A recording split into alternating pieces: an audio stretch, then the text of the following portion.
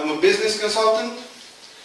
I don't think I can remember whatever I wanted to say next, but take it easy on me. It's the first time I'm talking English, so here in front of a public, so basically there's 20 people, 25 people here.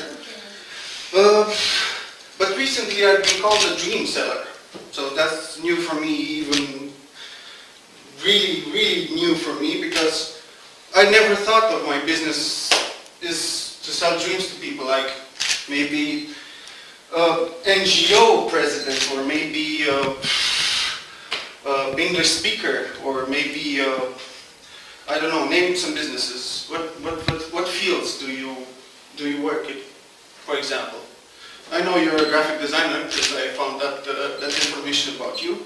But even though I can do all this stuff, I failed. Oh, and I failed so much. Every day I can say I learned something from my failures. Failing is different. Everyone perceives failing as being different. Even though you want to feel good about what you do, you learned how to skate, you went to an asylum and taught some children to do some great stuff, that makes you feel good about yourself. And when you can't do that, you feel bad. And you don't want to do it anymore. Effectively, you don't want to do it anymore. And why? Because people judge you. And people will keep judging you, no matter what you do, no matter how good you are at that thing you do, they will keep saying and having an opinion, and us Romanians have an opinion about everything. If you ask a Romanian about any given subject, he will tell you something because he heard about from his local neighbor some information about that something. So the definition of failure varies greatly. Also the definition of success varies greatly. You have a great job, congrats on that. I don't want to have a job. I want to work for myself. That's success for me. So basically, I have success in a little part. But what is failure? Having a bad idea, making a bad decision, not risking when you have to risk it, or maybe someday you don't know what failure is actually. And how can you figure that out? How do you figure if you failed or if you're done?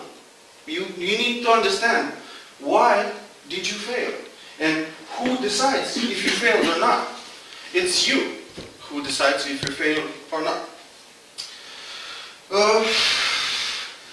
How many of you went to the gym or go to the gym on a regular basis? Okay.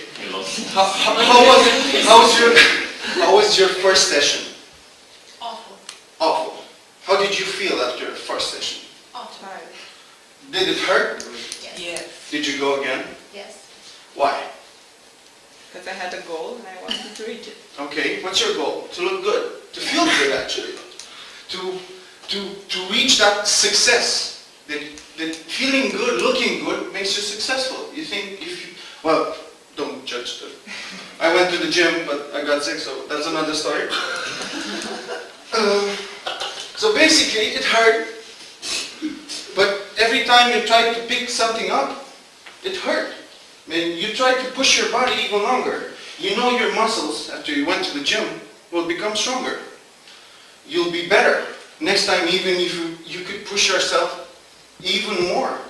Well, basically, it goes the same way with our pursuits. If you want to pursue something, be beautiful, you'll go to the gym, even if it hurts, even if you won't like it, even if you'll find a million excuses not to go there. And we all know it, if you went to the gym, you'll find every excuse not to go there another time. So basically, every time you go to the gym, you fail. Because you're not going to get beautiful in one session. You're not going to be beautiful in one session. But the most common way of failing is not even trying at all. Because I have some friends, I won't name them here, but they say, from tomorrow I'm going to go to the gym. And basically everyone around him, he says, okay, you're going to go to the gym, good job. But he takes those praises and job's done. He has everything he needs. He has the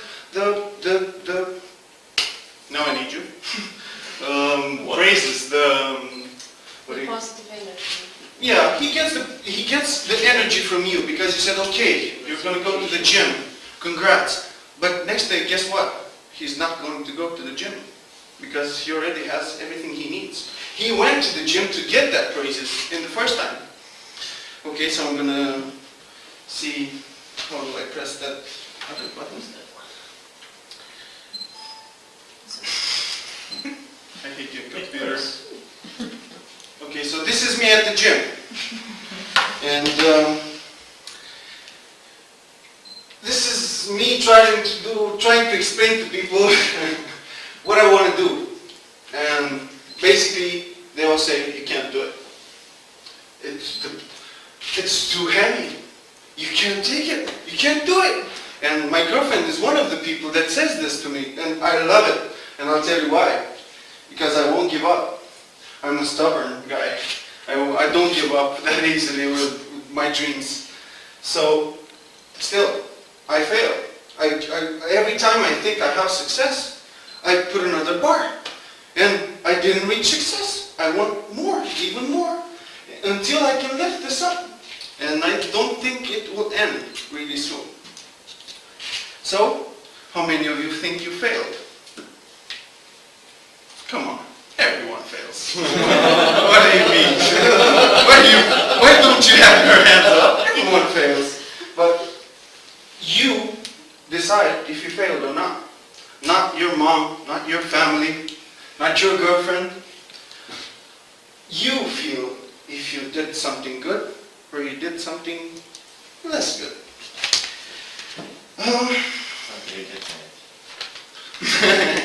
Hey, I didn't write that, but next time I will.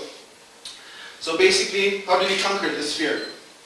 Fear of the unknown, or fear of anxiety, or you name the fear. Because you don't know what's going to happen. So basically, that leap of faith is very important. When I was around 20 years old, I had a job at the typography. I was a graphic designer there. I was paid around $200, but I knew every month that I stayed there, I did graphic design for much more than that, thousands and thousands of euros. And when I went to my boss at that time and asked him for a raise, he said, nope, you still got to learn. So after 5 months, I went with him and asked him for a raise. He said no. I did another 5 projects that basically opened my mind that I could do much more than I did when I went there.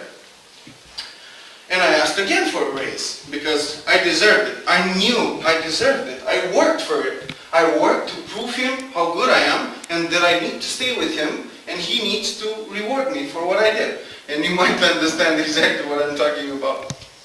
So around 10 years, I stayed for another 2 months and I went with my resignation in my back pocket.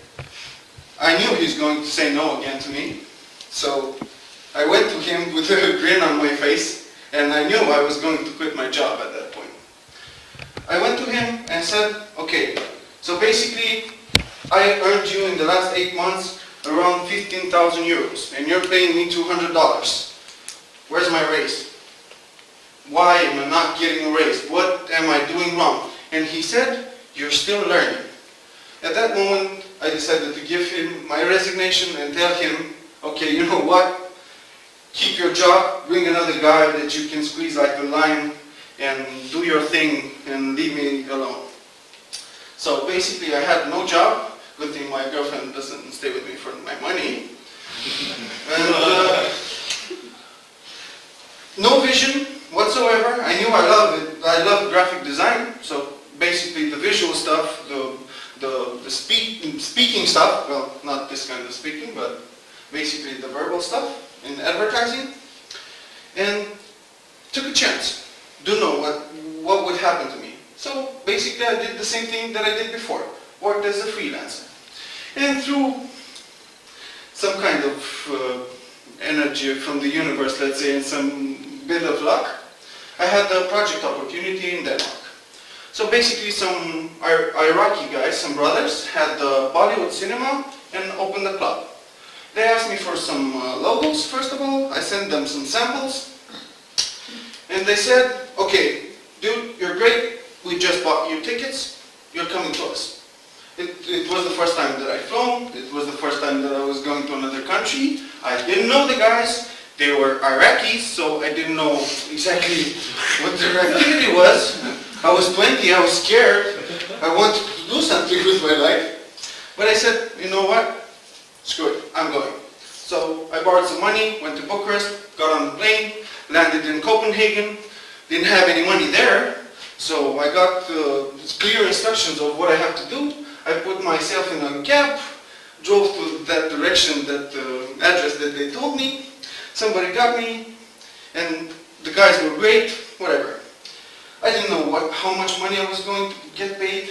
I didn't know what work I had to do. I just know I have to do this job.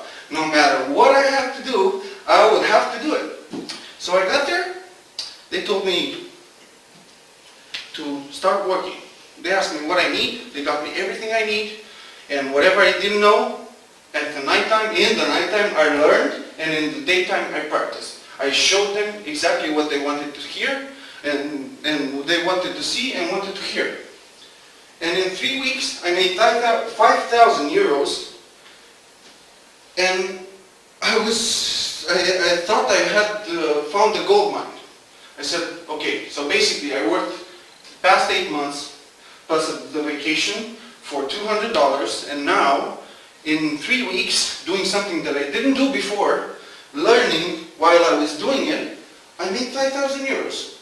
Well, I spent it in 2 weeks, because I was 20, so basically I got to Bucharest, spent 2,000 on drinks, telling everyone how great I am, how good I am, and how great it will be in the future for me.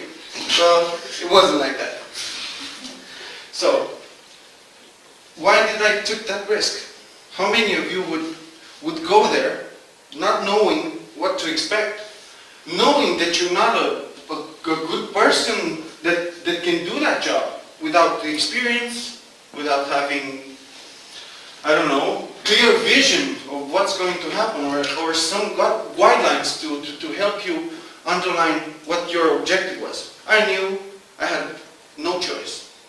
I knew in Romania nobody would hire me for at least $200. That was the graphic designer.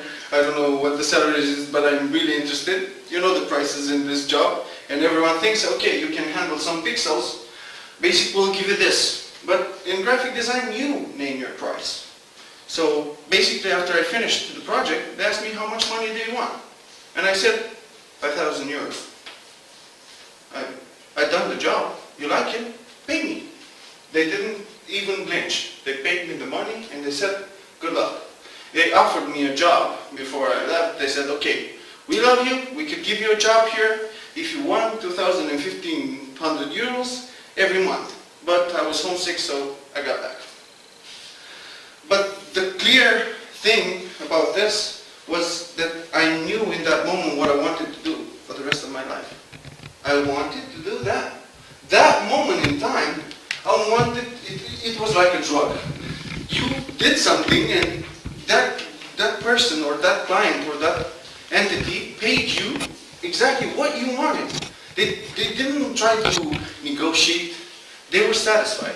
And basically, you can ask for how much money you want if your client is satisfied.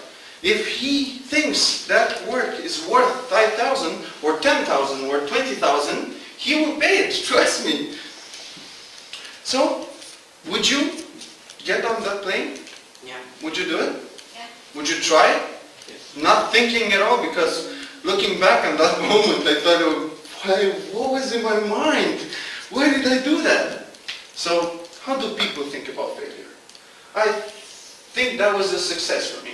I really think that was the turning point of my entire career that I'm building right now. It's not over yet. But I think this relates to the age. I was 20. When you're 20, you don't think about the repercussions of life. You just say, hey, I've been through worse. I've been through college, for example. And college sucks. So what happens in college? College is a safe space to fail.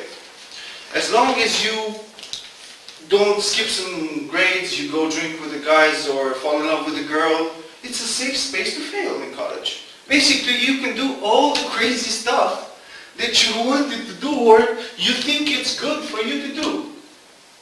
So, failure is better than regret.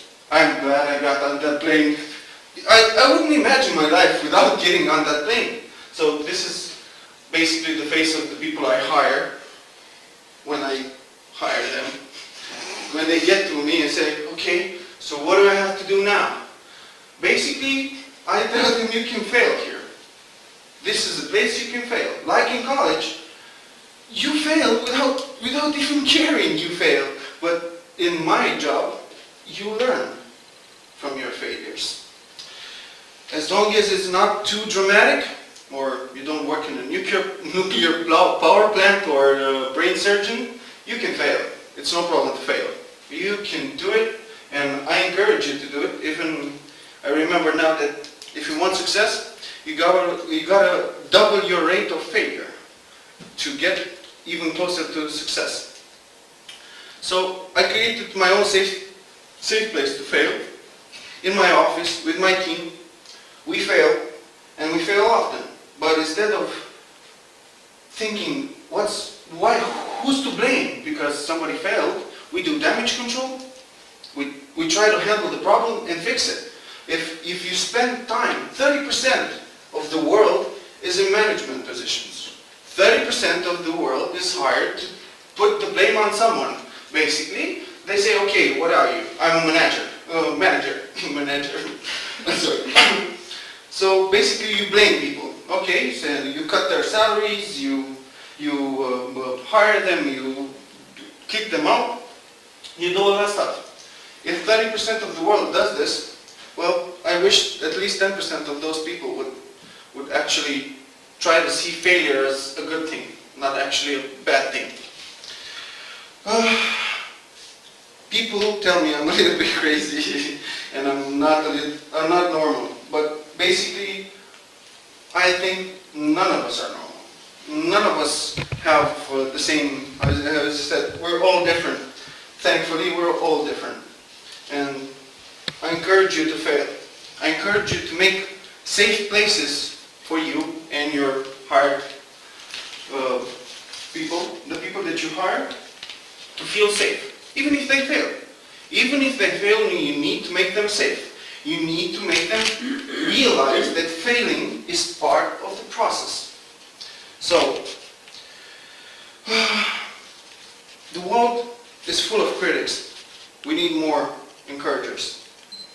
So my advice to you, basically, is to encourage people. Encourage people to fail. Be there for them when they fail. And a little bit of craziness from time to time to get there, to get to the honeypot. I name it the honeypot because we all want to get to the honeypot. We want the honeypot to taste, to have limited honey for us, no matter what your honey is or what type of honey you like. So if there is a recipe for success, I think failure is the primary ingredient. Thank you.